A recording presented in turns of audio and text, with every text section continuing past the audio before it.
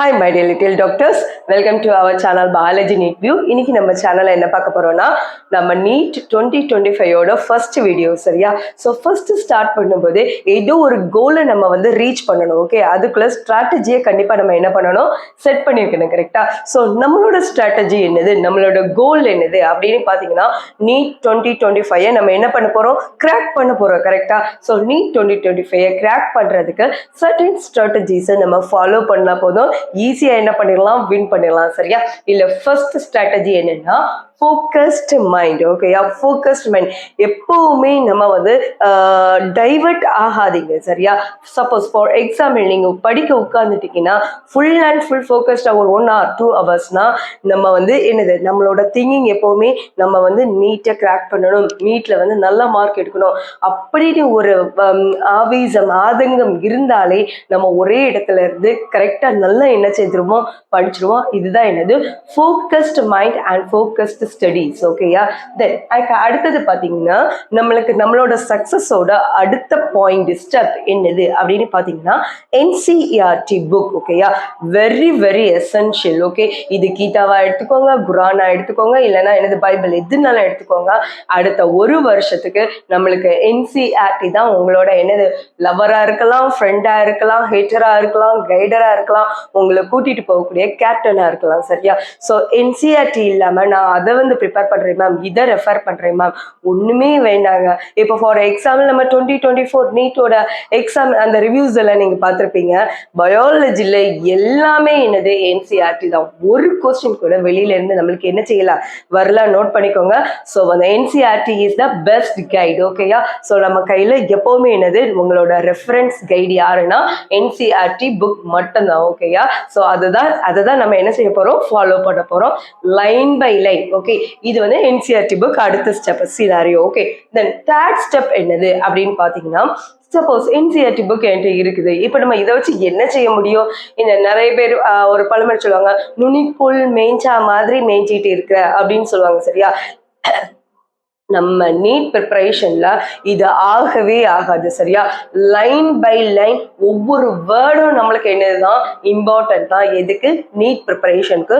So line by line ப்ரிப்பரேஷனுக்கு இப்பவுமே என்னதாயிருங்க, ரெடி ஆயிடுங்க. சரியா? தென் நாலாவது ஸ்டெப் என்னன்னு பாத்தீங்கன்னா கீப் எரர் நோட். ஓகேயா? எரர் நோட் நிறைய நோட் இருக்கு மேம், இந்த எரர் நோட் எதுக்கு அப்படின்னு பாத்தீங்கன்னா நிறைய பேர் வந்து என்ன இதுக்கு முன்னால ஒண்ணு பாத்துடலாம். சப்போஸ் நீங்க வந்து லைன் பை லைன் என்னது ஸ்டடீஸ் பிளானை நீங்க வந்து நோட் பண்ணி வச்சிருக்கீங்க, லைன் பை லைனா போட்டிருக்கீங்க, இதோட உங்களுக்கு எல்லாம் தெரிஞ்சிருக்கா தெரியலையா அப்படின்னு ஜட்ஜ் பண்ணக்கூடிய ஆளு யாரு அப்படின்னு பாத்தீங்கன்னா நம்ம அம்மாவா, நம்ம அப்பாவா? இல்ல. ஓகேயா? நம்ம பிராக்டிஸ் பண்ணக்கூடிய கொஸ்டின் பேப்பர்ஸ் தான் நான் ரெஃபர் பண்றது. நான் உங்களுக்கு சொல்றது என்னன்னா ஜஸ்ட் என்னன்னா MTG புக்கே நம்மளுக்கு வந்து என்னது ரொம்ப அதுக்கு நிறைய கொஸ்டின்ஸ் அதுல இருக்கு. ஸோ அதை வந்து நம்ம என்ன பண்ணிக்கலாம், நம்ம என்னது கொஸ்டின் ப்ராக்டிஸ் பண்றதுக்கு அதை யூஸ் பண்ணிக்கோங்க. ஓகேயா? இப்ப பாருங்க, இது அவ்வளவுமே line by line, then extra thinking corner statement எல்லாமே இருக்கும். ஒவ்வொரு நாளும் நீங்க என்ன பண்ணணும்னா ஒரு சாப்டர் முடிச்சிட்டீங்களா, ஒரு டாபிக் முடிச்சிட்டீங்களா, அந்த சப் ஹெட்டிங்க்கு கீழே இருக்கக்கூடிய கொஸ்டினை என்ன பண்ணணும், ப்ராக்டிஸ் பண்ணணும். ப்ராக்டிஸ் பண்ணும்போது கண்டிப்பா மிஸ்டேக் வரதான் செய்யும். சரியா? ஸோ இந்த மிஸ்டேக்கை சும்மா லீவ் பண்ணிட்டு போனோம்னா நம்மளே மாதிரி ஒரு முட்டாள் கிடையாது. சரியா? என்ன பண்றீங்கன்னா ஒரு எரர் நோட் மாதிரி எடுத்து அந்த எரர் நோட்டை இது அவ்வளோத்தையும் என்ன பண்ணிருங்க, பாயிண்ட் பண்ணி வைக்கிறீங்க. ஸோ இவங்க ரெண்டு பேரும் என்னன்னா கோ சிஸ்டம் மாதிரி. ஓகேயா? ஸோ வந்து இந்த எரர் நோட்டை ஸோ ஃபியூச்சர்ல நீங்க அந்த சாப்டர் ஒன்ஸ் அகைன் மறுபடியும் படிக்க போறீங்க, மறுபடியும் ரிவைஸ் பண்ண போறீங்க. அப்போ நீங்க எடுத்து ஃபர்ஸ்ட் பார்க்கக்கூடிய ஆள் யாருன்னா இந்த எரர் நோட்டை தான் நீங்க என்ன பண்ணுவீங்க, ஃபர்ஸ்ட் பார்க்கணும். சரியா?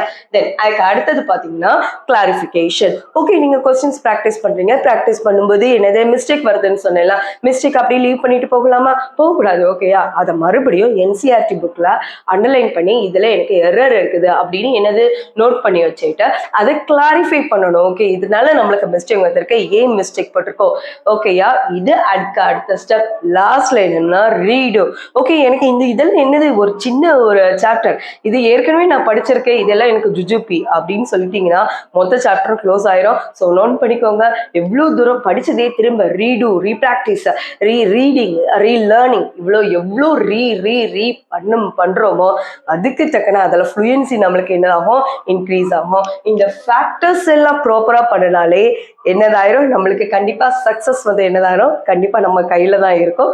ஸோ கண்டிப்பா நம்ம நீட் 2025 கிராக் பண்ணலாம். Okay, yes, all the best my dear little doctors. நாளைக்கு இதே மாதிரி இன்னொரு வீடியோல மீட் பண்ணலாம். until then bye from Dr. Diu Sharison.